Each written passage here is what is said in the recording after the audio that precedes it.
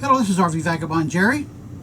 And the last video I posted was the top 10 advantages to living in a motorhome as opposed to a sticks and bricks home, which is what we in the RV community call living in a regular freestanding home of your own, or a condo, apartment complex, or a mobile home where you're just in one place all the time.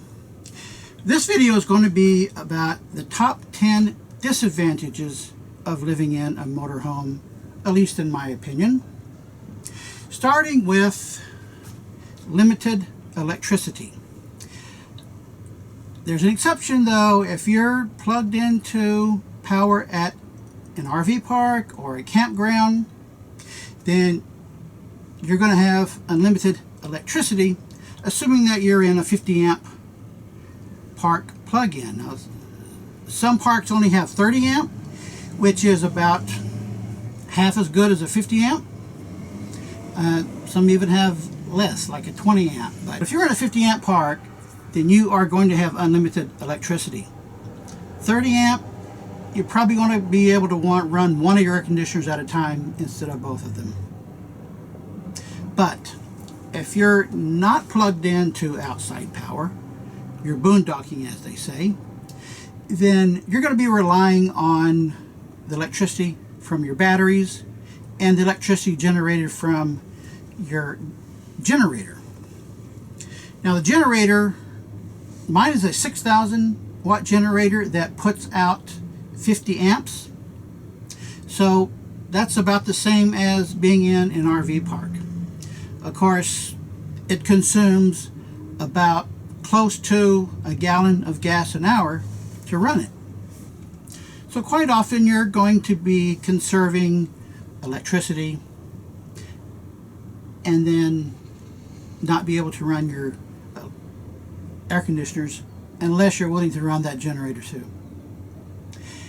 Same kind of deal with number 2, which is water. Again, if you're in an RV park, you're going to have unlimited water. But if you're not, then you're relying on the capacity of your water tank. Now my water tank is 84 gallons, which is a lot. Some are slightly bigger. And 84 gallons will last me at least a week, maybe 2 weeks, 3 weeks, depending on how much I conserve water. If I'm really good at conserving, I can make that 84 gallons last a month, and I can also carry some extra gallon jugs or a 5-gallon jug. So you can make your water last quite a while, but if still, you're going to want to be conserving water as you're camping away from a water plug-in source. Number 3, unlike living in a sticks and bricks house, occasionally you're going to have to dump your wastewater tanks. And you can't do that just anywhere. You need to go to an official place where they have dump sites where you can plug in to their dump station to empty your black tank, which is what comes from the toilet, and then your gray tank, which is water that comes from everywhere else. So as you're using up your water in your tank, you're creating just as much wastewater in your wastewater tanks. So you are going to need to go and empty your wastewater tanks at least once a month, if not more often. Number 3 is limited space. So when you're moving out of your regular home into a motorhome, you are not going to be able to take everything that you loved and enjoyed in that home. Some things you're going to be selling, some things you're going to be donating to charity or giving away to family or friends, and some things you're just going to throw away in the trash because you're not going to have room for everything in your motorhome. Plus there's a lot of things that it's just not practical to keep in a motorhome. Now my motorhome has a lot of storage space. I actually have room for more stuff than I've got. So that's really not so much of a problem for me, although there were certain things that I had to give up when I moved into my motorhome. Now, number 5 is a big one. Learning about RV life and learning about how your RV works. When you move into a regular house, you move in, you put your furniture, you put your stuff where you want it, and you're done. That's it. You don't have to worry about how things work. It's not that complicated. A motorhome, especially these modern ones, extremely complicated. And it could take you a year or two to learn about how everything works. And you do need to know how everything works, for the most part, if you're going to be living full-time in a motorhome especially. So when you move into a motorhome, especially if it's full-time, you have got a long learning process to do. And you're going to have a long list of questions. And I use a lot of RV forums on certain websites, and then there's a lot of Facebook groups that are a little more targeted to the type of questions or activity that you do in your motorhome. So there's always someone to help you, even if it's just over the internet. But it is a long learning process. I've enjoyed it, actually. I like learning new things. And this has been one of the biggest projects of my life. Number 6. Like I said, when you move into a regular home, you generally don't have to worry about things breaking. In a motorhome or in pretty much any RV, the systems are so complicated that it seems like there's always something going wrong. Something will work for a while and then it'll quit. It'll break. Things break. And it's amazing. So keeping up with the maintenance and fixing things that break or go wrong is kind of a constant thing that you have to deal with. So you have to be willing and able to work with things that go wrong, learn how to fix things, or you're going to be having your RV into a repair shop quite often. Number 7. There's very limited space on the walls of a motorhome for putting up pictures and plaques and various artwork. I had a lot of art pieces that I had when I lived in a regular home, and there is just not practical places to put them in a motorhome. There are limited places where you can put paintings or pictures or artwork, but not much. So if you're a buff of art or like to have a lot of pictures around your house, a lot of those are going to have to go. You're not going to have room for very many of them in your motorhome. You also have to be very cautious about, as you're driving the motorhome, things go moving around.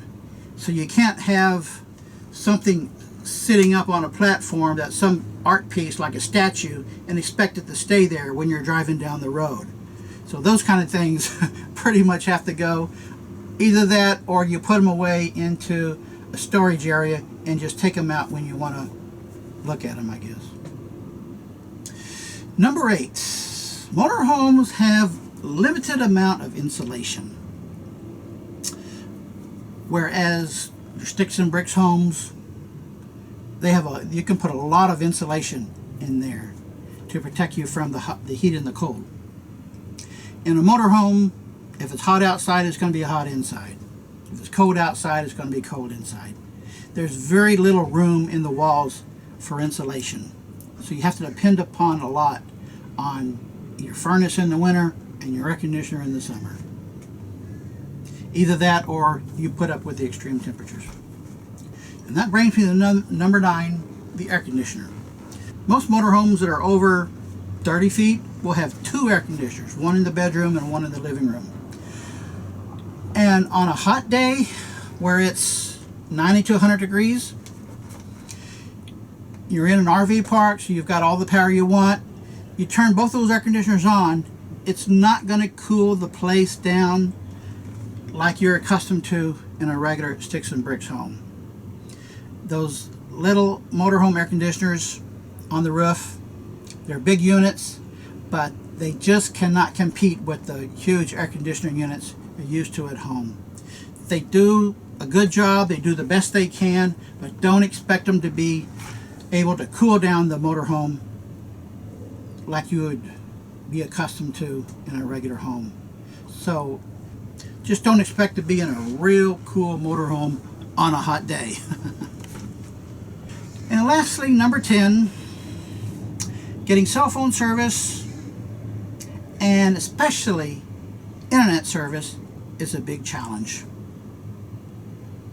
There's 3 ways of getting internet: by cell phone service or Wi-Fi or satellite. Whichever one you have, it's going to be a problem in some places. You're not often going to have a really strong signal, especially in using a cell phone or Wi-Fi. In most places, you're going to have a fairly weak signal, and even if you use a cell phone booster, which I have, or a Wi-Fi booster, which I have, it still does not give you what you might call high-speed internet that you would be accustomed to in a regular home, where you have got internet coming in through your cable or your telephone lines.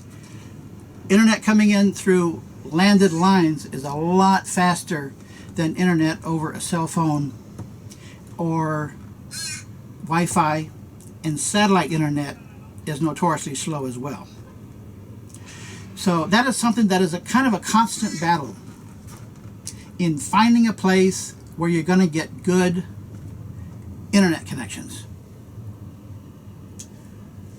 I'm still fighting that, and I expect to be fighting that challenge for the rest of my life, because you don't have the advantage of hardwired telephone or internet service. So there you go. Those are my top 10 disadvantages of living in a motorhome as opposed to a sticks and bricks home. Watch my previous video with the 10 advantages of a motorhome. So again, I hope this video has helped you. Good day, folks.